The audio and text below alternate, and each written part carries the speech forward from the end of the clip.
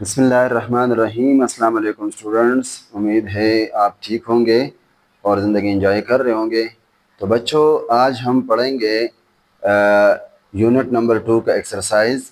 इसके conceptual question या short response question को डिस्कस करेंगे। तो आओ स्टार्ट करते हैं। क्वेश्चन नंबर 1 है, in park childrens are enjoying a ride on Ferris wheel. What kind of the motion a big wheel has and what kind of the motion the riders have? Question है कि एक बड़े park में बच्चे जो है वो फेरिस व्हील में झूले ले रहे हैं या सर्कुलर मोशन कर रहे हैं। तो आप बताएं कि उस बिग व्हील का जो मोशन है वो किस टाइप का है और जो राइडर्स उसमें बैठे हुए हैं उनकी मोशन बताएं। तो ये क्वेश्चन बच्चों असल में टाइप्स ऑफ मोशन के साथ रिलेटेड है कि आप डिफरेंट टाइप्स ऑफ मोशन जो आप लोगों ने पढ़ा है तो उसके मुताबिक आप ये एक एग्जांपल है इसको एक्सप्लेन करें।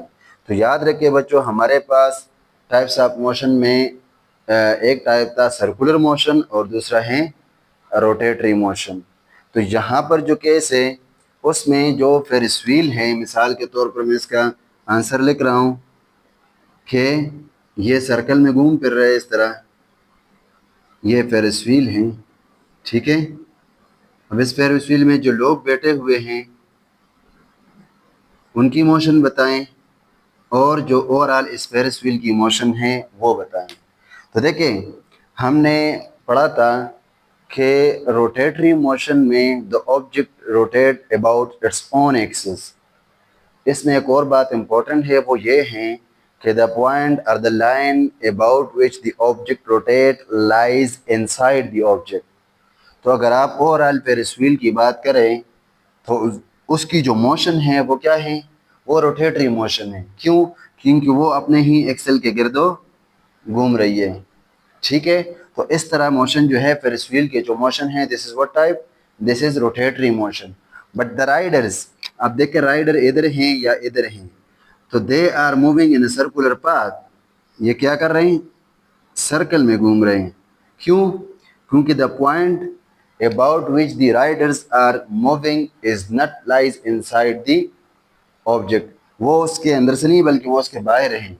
या हम दूसरे अल्फाज में ये बोलेंगे कि the point about which the riders are moving lies outside.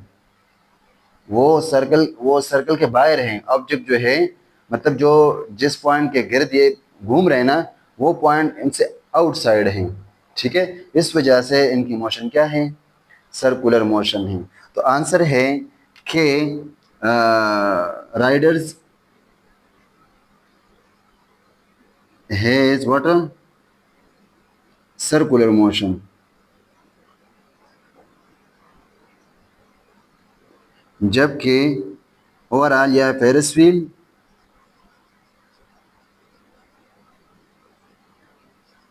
Has what, rotatory motion.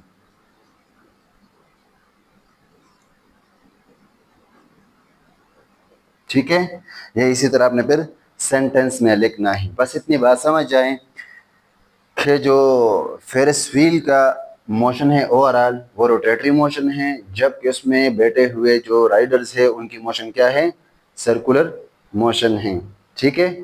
आते हैं नेक्स्ट क्वेश्चन की तरफ। A body moves for some time, give two situation which has displacement is zero, in which his displacement is zero but cover distance is not zero।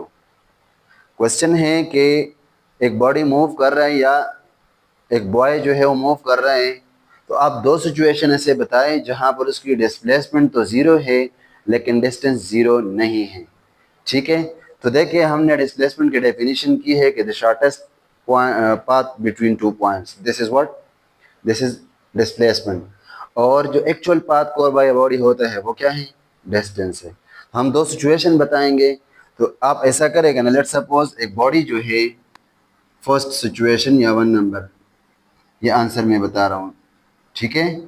एक situation ये है कि अगर एक बॉडी जो है वो सर्कल में घूमे, पॉइंट ए से स्टार्ट करके सर्कल का पूरा चक्कर कंप्लीट कर लेता है, तो इस सिचुएशन में बॉडी का जो डिस्टेंस है वो सर्कल के सरकमफेरेंस के बराबर हैं जो कि 2 पाई आर के बराबर हैं, जबकि इसका डिस्प्लेसमेंट क्या है, 0 है, क्योंकि बॉडी जिस पॉइंट से स्टार्ट हुआ था उसी पे वापस आ गया है, नो शॉर्टेस्ट पाथ। ठीक है, तो this is first situation when object moves या complete one round trip of circle. अगर एक बॉडी सर्कल का एक राउंड ट्रिप कंप्लीट करेगा तो उसका डिस्प्लेसमेंट जो है वो 0 होगा, जबकि इसका डिस्टेंस वो 0 नहीं होगा, बल्कि वो मैं मैग्नीट्यूड भी साथ में लिखता हूँ कि इसका जो डिस्टेंस है ना represented by S, this will be equal to 2 pi R, जबकि इसका डिस्प्लेसमेंट क्या हो जाएगा, 0। तो ये एक सिचुएशन हो गया। अब सेकंड सिचुएशन क्या होगी, आप खुद से एग्जांपल देंगे, एक्सप्लेन करोगे।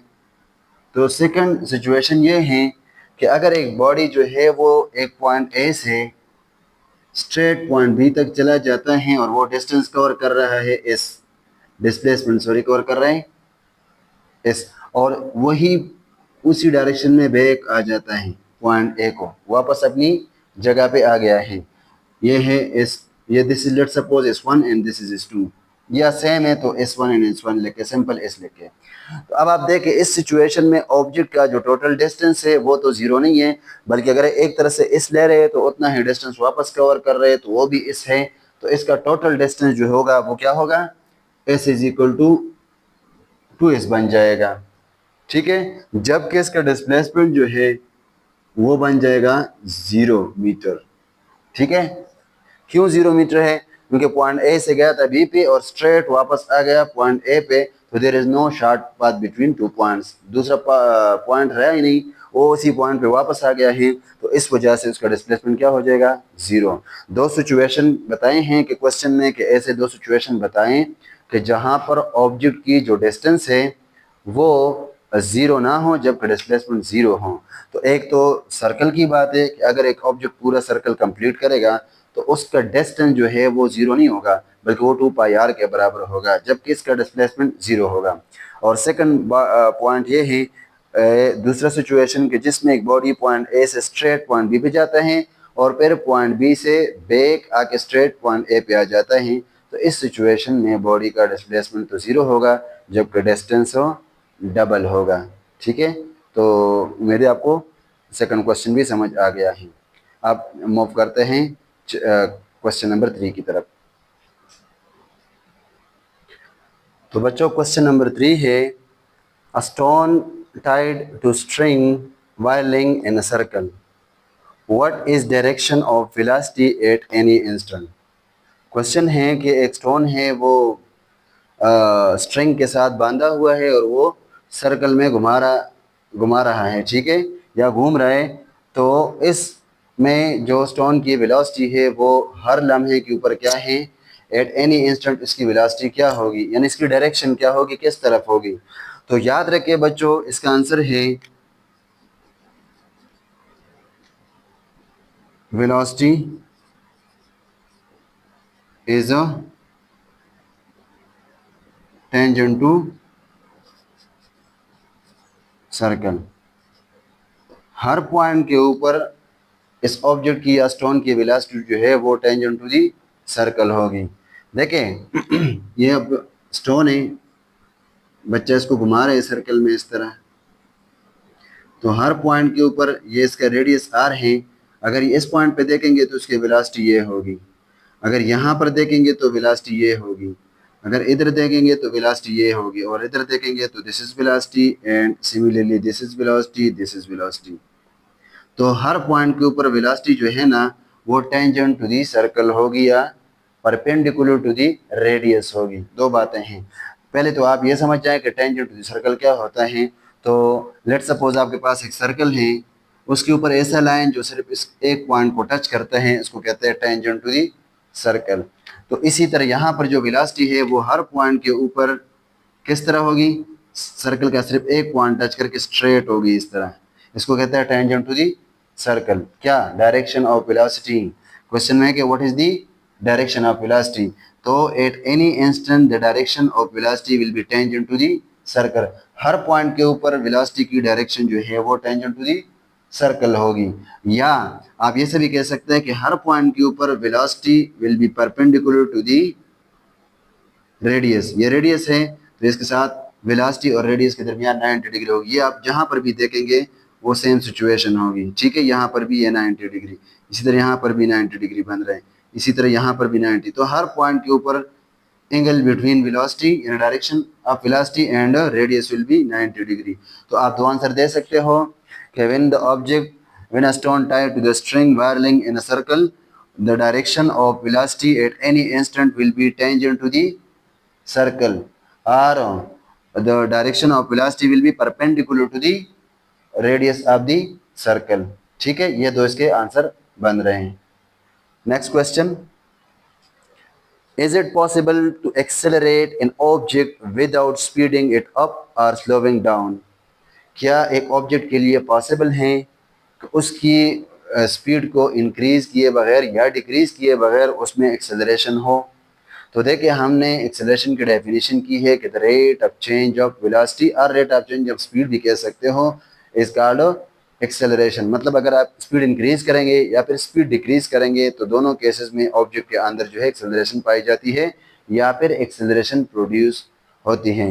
लेकिन यहाँ पर क्वेश्चन ये है कि क्या ऑब्जेक्ट की स्पीड को इंक्रीज और डिक्रीज किए बगैर इसमें एक्सेलरेशन हो सकती है?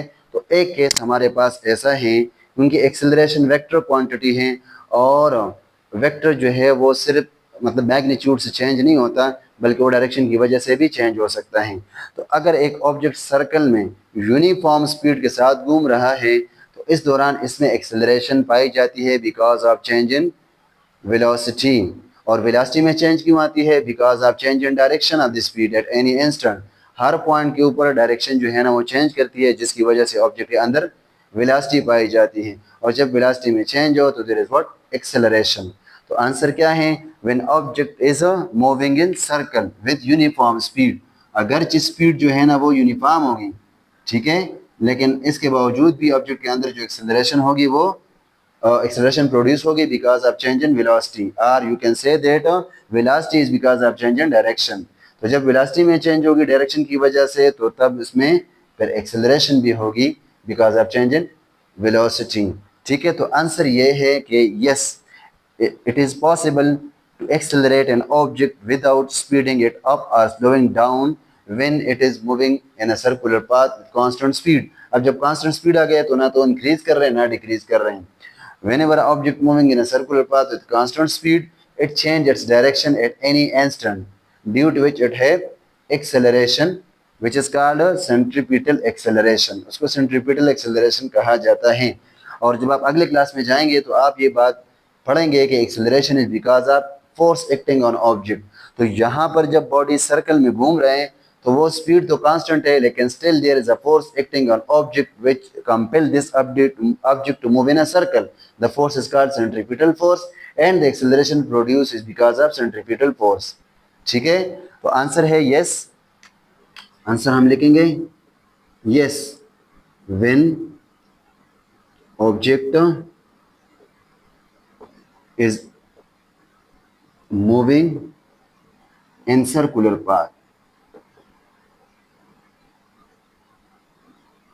ठीक है, जब बॉडी सर्कुलर पाथ में या सर्कल में घूम रही है तो इस दौरान इसकी स्पीड इंक्रीज और डिक्रीज नहीं करती लेकिन फिर भी इसके अंदर एक्सेलरेशन पाई जाती है। This is because of change in direction.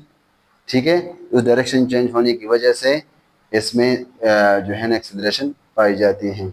ठीक है, चले नेक्स्ट क्वेश्चन की तरफ मूव करते हैं। तो क्वेश्चन नंबर 6 है 5 है, can a car moving toward right have direction of acceleration toward left? क्या एक कार जो है वो राइट की तरफ मूव कर रहे हैं और इसकी एक्सेलरेशन जो है वो टूवर्ड लेफ्ट है, क्या ऐसा पॉसिबल है? तो आंसर इज यस। अगर बॉडी जो है ना वो मूव कर रहे हैं toward right with decreasing speed, और लेट सपोज एक कार है वो क्या कर रहे हैं, ब्रेक ले रहे हैं, तो उसकी डायरेक्शन ऑफ वेलोसिटी या डायरेक्शन जो है मोशन जो है वो टुवर्ड राइट है लेकिन इसकी एक्सेलरेशन क्या है? Opposite to the right means left side है, अपोजिट टू द मोशन है। ठीक है, देखिए अगर एक ऑब्जेक्ट जो है वो ब्रेक ले रहे हैं, मैं इसी तरह एग्जांपल दूंगा कि आपके पास है आंसर यस। अगर एक कार है वो इसके वो स्पीड नहीं मतलब ब्रेक ले रहे हैं, तो ब्रेक के दौरान इसकी स्पीड क्या करता है, ठीक है, उसकी इनिशियल वेलोसिटी तो मैक्सिमम है वी आई, लेकिन फाइनल वेलोसिटी क्या होगी, ये वी आई है मैक्सिमम, जबकि वी एफ जो है वो ज़ीरो है। ठीक है, तो इसकी एक्सेलरेशन होगी हमारे पास क्या, नेगेटिव होगी। ठीक है, तो एक तो आंसर ये है कि when object is moving with negative acceleration then its motion and यानी velocity and its acceleration are opposite to each other. ठीक है, एक ये बात है। लेफ्ट और राइट की बात करेंगे तो अगर object is moving with decreasing speed toward right, अगर एक ऑब्जेक्ट जो है उसका स्पीड डिक्रीज कर रहे हैं और वो लेफ्ट की तरफ जा रहा है, तो सॉरी राइट की तरफ जा रहे हैं, तो उसकी स्पीड या मोशन तो राइट की तरफ ही है, लेकिन इसकी एक्सेलरेशन क्या है, अपोजिट है। क्यों, क्योंकि देखें थोड़ा मजीद बात करेंगे इस पे कि acceleration is produced in the direction of force, acceleration force की डायरेक्शन में पैदा होती है। अगर आप ब्रेक ले रहे हैं तो इसका मतलब है कि यू आर एक्सर्टिंग फोर्स और opposite force on the car to stop it, इसको स्टॉप करने के लिए आप अपोजिट फोर्स लगाएंगे ना, तो इसकी एक्सेलरेशन क्या होगी, अपोजिट टू द मोशन होगी। मतलब आप असल में बॉडी को पीछे से खींच रहे हो, तो पीछे से खींचने का मतलब नेगेटिव एक्सेलरेशन है या फोर्स पीछे की तरफ है, और जब पीछे की तरफ फोर्स होगी तो पीछे ही की तरफ क्या होगी, एक्सेलरेशन पैदा होगी। बात समझ आ रही है। इसके एक और एग्जाम्पल भी है, यानी रिलेटेड इस तरह क्वेश्चन पेपर में आता है, जब आप एक बॉडी को ऊपर फेंकते हो तो देखिए इसके ऊपर फोर्स किस तरफ लगती है, डाउनवर्ड, तो ऑब्वियसली एक्सेलरेशन भी क्या होगी, डाउनवर्ड ही होगी, लेकिन इसकी मोशन किस तरफ है, ऊपर जा रहे हैं। अगर स्पीड डिक्रीज होके आखिर में रेस्ट पे आ जाएगा, लेकिन मूव कर रहे हैं अपवर्ड डायरेक्शन में, तो मोशन अपवर्ड डायरेक्शन में है, जबकि एक्सेलरेशन क्या है, डाउनवर्ड डायरेक्शन में है, तो अपोजिट टू ईच अदर। और यहाँ पर लेफ्ट और राइट की बात है, तो बिल्कुल ये आंसर यस है। अगर एक ऑब्जेक्ट जो है ना वो मूव कर रहे toward right with decreasing speed और decreasing velocity, then the acceleration is toward left है। ठीक है, acceleration will toward left and the motion is toward right. तो मोशन का मतलब वेलोसिटी है यहाँ पर, तो वेलोसिटी और एक्सेलरेशन एक दूसरे के क्या है, अपोजिट डायरेक्शन में है, तो ये पॉसिबल है। ठीक है, next question, with the help of daily life examples describe the situation in which number one, daily life example से ऐसे सिचुएशन बताएं जिसमें से acceleration is in the direction of motion, जिसमें से एक्सेलरेशन डायरेक्शन ऑफ मोशन में हो, मतलब जिस तरफ वेलोसिटी है उस तरफ एक्सेलरेशन भी हो। तो डेली लाइफ एग्जाम्पल क्या है, व्हेन वी आर एक्सेलरेटिंग और कार, ठीक है, the direction of velocity and acceleration are in same direction, forward direction में एक्सेलरेशन भी है और फॉरवर्ड डायरेक्शन में वेलोसिटी भी है। अगेन यहाँ मोशन से मतलब वेलोसिटी है। तो डेली लाइफ एग्जांपल क्या हो जाएगा, when we are accelerating our car then the direction of velocity and direction of acceleration is in same direction. ठीक है, सेकंड नंबर पॉइंट है, क्वेश्चन है acceleration is against the direction of motion, acceleration और motion जो है वो opposite direction में हो। तो ये क्वेश्चन नंबर 5 में भी हमने एक्सप्लेन किए हैं कि if you are taking brakes या you are applying brakes then in this situation motion is forward direction why acceleration is opposite direction means against the motion, motion के अपोजिट डायरेक्शन में है। ठीक है, तो डेली एग्जांपल में क्या बताओगे, या तो आप बॉडी ऊपर फेंकने वाला एग्जांपल दें कि when we throw an object vertically upward the acceleration is downward while the motion is upward, तो ये एक दूसरे के अगेंस्ट हो गया ना। तो डेली लाइफ एग्जांपल ये भी है, या दूसरा एग्जांपल आप क्या दे दें, व्हेन यू आर टेकिंग या अप्लाइंग ब्रेक्स, ठीक है, then the acceleration is opposite to the direction of velocity और मोशन, उसमें वेलोसिटी ऑफ मोशन क्या है, फॉरवर्ड डायरेक्शन और एक्सेलरेशन बैकवर्ड डायरेक्शन। ठीक है बच्चों, तो चलते हैं नेक्स्ट क्वेश्चन की तरफ। ओके बच्चों, तो क्वेश्चन नंबर 7 है, examine distance time graph is shown, what does this graph tell us about the speed of the motion यानी speed of motorcyclist and also plot its velocity time graph। ये देखिए graph दिया गया है, distance time graph है, ये distance है, ये टाइम है, ठीक है। और ये हमारे पास क्या है, स्लोप या ग्रेडियंट है, ठीक है, जो कि हमें क्या देता है, ये हमें स्पीड देता है या वेलोसिटी देता है। तो कहता है कि ये जो ग्राफ दिया गया है ये मोटरसाइकिल या मोटरसाइकिलिस्ट की किस टाइप ऑफ मोशन को एक्सप्लेन करता है या बताता है। तो देखें हमारे पास ये डिस्टेंस टाइम ग्राफ है और क्या बन रहे हैं, स्ट्रेट लाइन स्लोप बन रहा है। तो जब आपके पास स्ट्रेट लाइन स्लोप बन रहा हो तो उस वक्त आपकी मोशन क्या है, यूनिफॉर्म वेलोसिटी या यूनिफॉर्म स्पीड के साथ ऑब्जेक्ट मूव कर रहा है। क्योंकि आप देख सकते हो कि अगर मैं यहाँ पर इसको मार्क करूँ, इसी तरह ये डिस्टेंस है और ये टाइम है, let's suppose this is 1 2 3 4, this is 2 4 6 8। आप देखें एक सेकंड में इसका स्पीड है, एक सेकंड में 2 मीटर डिस्टेंस कवर कर रहे हैं, जबकि 2 सेकंड में ये 4 मीटर डिस्टेंस कवर कर, इसी तरह 3 में ये कवर कर रहे हैं 6 मीटर। तो आप देख सकते हो कि ये equal distance in equal interval of time cover कर रहा है। तो जब एक object cover equal distance in equal interval of time हो तो उसकी स्पीड क्या होगी, यूनिफॉर्म स्पीड या यूनिफॉर्म वेलोसिटी के साथ मूव करेगी। तो आंसर इसका ये है कि this graph tell us that the object is moving with uniform speed और यूनिफॉर्म वेलोसिटी, ठीक है, या motorcyclist is moving with uniform velocity, ठीक है। तो आंसर है, इधर से आंसर लेके,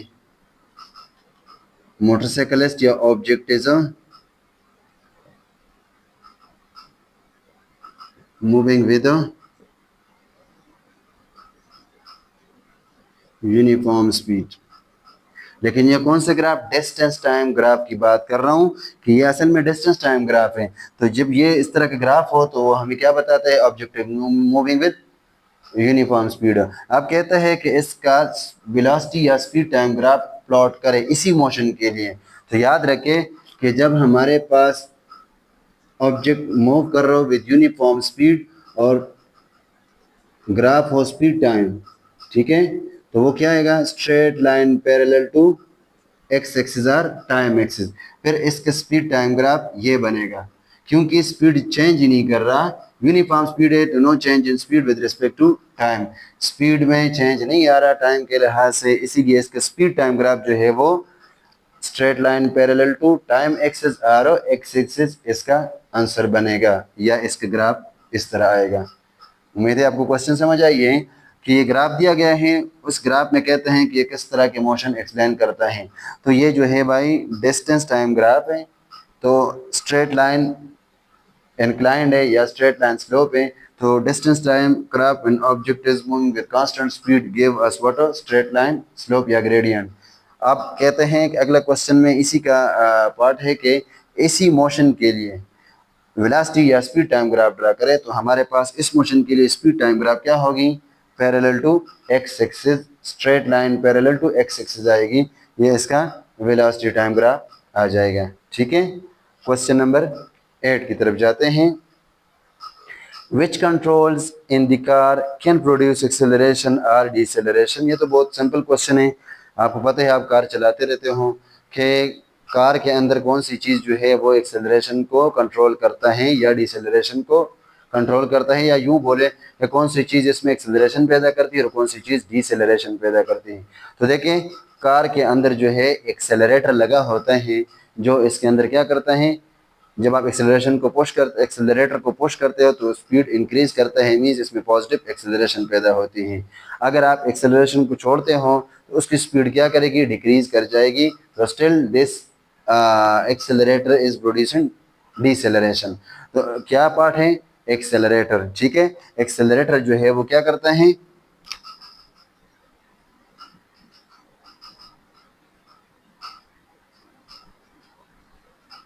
ये इसका आंसर है। आप ये आगे एक्सप्लेन करें खुद वर्डिंग में। एक्सेलरेशन जो है वो, एक्सेलरेटर जो है वो प्रोड्यूस करता है कार के अंदर एक्सेलरेशन और डिसेलरेशन दोनों। एक्सेलरेशन किस तरह प्रोड्यूस करेगा, जब आप पुश करोगे एक्सेलरेटर को तो the speed will increasing, increasing speed is called acceleration और पॉजिटिव एक्सेलरेशन।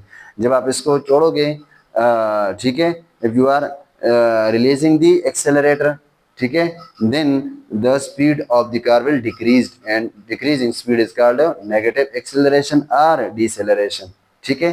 तो मेन फैक्टर क्या है चीज़ें कार के अंदर जो ये दोनों पैदा करते हैं वो हैं एक्सेलरेटर।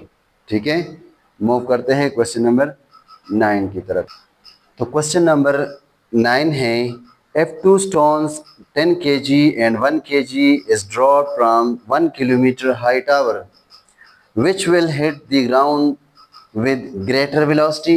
एक क्वेश्चन ये है, और सेकंड है कि which will hit the ground first। देखें, दो बाल है, एक है 10 किलोग्राम और दूसरा है 1 किलोग्राम। दोनों को 1 किलोमीटर हाइट से एक टाइम पे नीचे गिरा देते हैं। तो कहते हैं कि किस ऑब्जेक्ट की यानी 10 केजी या 1 केजी दोनों में से किसकी वेलोसिटी ज़्यादा होगी। ठीक है, यानी ज़्यादा वेलोसिटी के साथ ज़मीन को टच करेगी, ये एक क्वेश्चन। और दूसरी बात ये है कि कौन सी ऑब्जेक्ट जो है वो फर्स्ट ज़मीन पे पहुंचेगी। तो बच्चों आपका आंसर तो सिंपली ये है कि जो 10 किलोग्राम मास है वो ज़मीन को पहले टच करेगी और उसकी वेलोसिटी भी ज़्यादा होगी। ये आप लोगों की आंसर है, लेकिन ये गलत है। याद रखें, जब बॉडी ऊपर से नीचे आते हैं तो उसके अंदर या इसके ऊपर जो अर्थ फोर्स लगा रही है जिसको ग्रेविटी कहते हैं वो कांस्टेंट होती है। तो ये कांस्टेंट फोर्स के साथ नीचे आएगी, जिसकी वजह से दोनों ऑब्जेक्ट सेम टाइम के ऊपर अर्थ को टच करेंगे। ये बात पहली बात, यानी दूसरे के आंसर में बता रहा हूँ कि जब दो ऑब्जेक्ट को हम एक टाइम पे स्मॉल और लार्ज को 10 केजी और 1 केजी को हाइट से 1 किलोमीटर हाइट से नीचे गिराएंगे तो दोनों ऑब्जेक्ट जो है वो एक टाइम के ऊपर ज़मीन को टच करेंगे। ठीक है, और दोनों की फाइनल वेलोसिटी भी सेम होगी बिकॉज ऑफ सेम एक्सेलरेशन। इसके अंदर कांस्टेंट एक्सेलरेशन है, वो 9.8 है। अगर आपको मैं मज़ीद बताऊं तो कोई भी ऑब्जेक्ट जब आप ऊपर से नीचे छोड़ते हो रेस्ट से तो उसके एक सेकंड में स्पीड होता है 10 मीटर पर सेकंड, अगले में 20 मीटर पर सेकंड, अगले में 30 मीटर पर सेकंड। तो हर सेकंड इस पर speed 10 metre per second increase होता जा रहा है। ठीक है, तो वो हाइट पे डिपेंड करेगा, जितना ज़्यादा हाइट है उसकी फाइनल वेलोसिटी इतना ज़्यादा होगी। लेकिन अगर दो ऑब्जेक्ट है और मास डिफरेंट है तो फिर दोनों ऑब्जेक्ट की फाइनल वेलोसिटी सेम होगी। यानी आंसर है कि फर्स्ट नंबर के which will with greater velocity, तो both object will reach the earth with same velocity, दोनों की वेलोसिटी सेम होगी। Next, which will hit the ground first, both will hit the ground at same time, दोनों ground को same time के ऊपर hit करेंगे। और इसमें लास्ट में आप लिखेंगे कि because the gravitational acceleration is independent of the mass of the object. Gravitational acceleration तमाम ऑब्जेक्ट के लिए, अगर एयर रेजिस्टेंस को हम नेग्लेक्ट करें, अगर एयर रेजिस्टेंस को नेग्लेक्ट करें तो फिर तमाम ऑब्जेक्ट के लिए, चाहे छोटे हैं चाहे बड़ी हैं, दोनों के लिए एक्सेलरेशन ग्रेविटेशनल एक्सेलरेशन कांस्टेंट है और वो सेम टाइम के ऊपर ज़मीन पे पहुंचेगी। इसमें एक नुकता ये है, आपके जहन में ज़रूरी बात एक क्वेश्चन आई होगी कि अगर हम एक पीस ऑफ पेपर को छोड़ दें और एक स्टोन को छोटा सा छोड़ दें तो स्टोन ज़मीन पे पहुंच जाते हैं, जबकि इस पीस ऑफ पेपर हवा में ही उड़ता रहता है। तो क्या यहाँ पर फिर वो प्रिंसिपल लागू नहीं है? बिल्कुल है, लेकिन यहाँ पर air resistance is more than the weight of the piece of paper. तो अगर हम एयर को निकाल दें मुकम्मल तौर पर वैक्यूम के अंदर ये एक्सपेरिमेंट करें तो फिर पीस ऑफ पेपर और stone both will move downward with constant acceleration or hit the ground at same time। Clear है?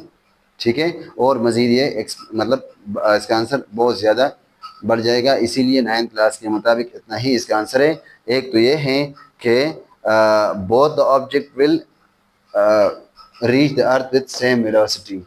ठीक है, नो ग्रेटर नो स्मॉलर। और secondly both will hit the earth with same time because gravitational acceleration for both objects is same, or the gravitational acceleration is independent of the mass of the object। ठीक है, next question, 100 gram ball is just released from rest। आपने एक 100 ग्राम object को rest से छोड़ दिया है सम height से, और दूसरी ऑब्जेक्ट को throw downward with velocity of 10 metre per second, which will have greater acceleration. तो देखें, याद रखें, मैं इसको ज़रा से क्वेश्चन के आंसर को ज़रा पीछे से लेके आता हूँ। जो आपने रेस्ट पे छोड़ा है, ठीक है, उसकी इनिशियल वेलोसिटी 0 है, ठीक है। और जो दूसरी बात, आपने initial velocity 10 metre per second से आपने छोड़ा है, ठीक है, तो उसकी इनिशियल वेलोसिटी 10 है। अब इसमें 10 मीटर पर सेकंड वेलोसिटी का फ़र्क तो ज़रूर है, ठीक है। अगर मिसाल के तौर पर फर्स्ट ऑब्जेक्ट की फाइनल वेलोसिटी या ज़मीन को टच करे विद 90 मीटर पर सेकंड, तो सेकंड ऑब्जेक्ट जो है वो 100 मीटर पर सेकंड के साथ ज़मीन को टच करेगी, यानी इसकी फाइनल वेलोसिटी में फ़र्क होगी, लेकिन acceleration is same for both object, यानी चेंज इन वेलोसिटी दोनों में सेम होगी, ठीक है।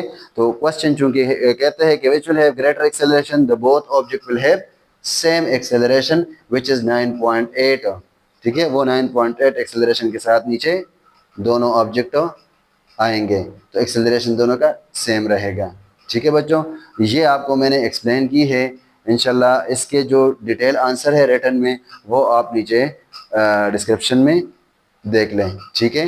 बाकी मैंने आप लोग को समझा दी है, और कोशिश करें कि इसी तरह समझने वाली चीज़ों को याद करें या समझ जाएं और पेपर में खुद से लिख के, तो आलमोस्ट आपको मैक्सिमम मार्क्स मिलेंगे, ठीक है।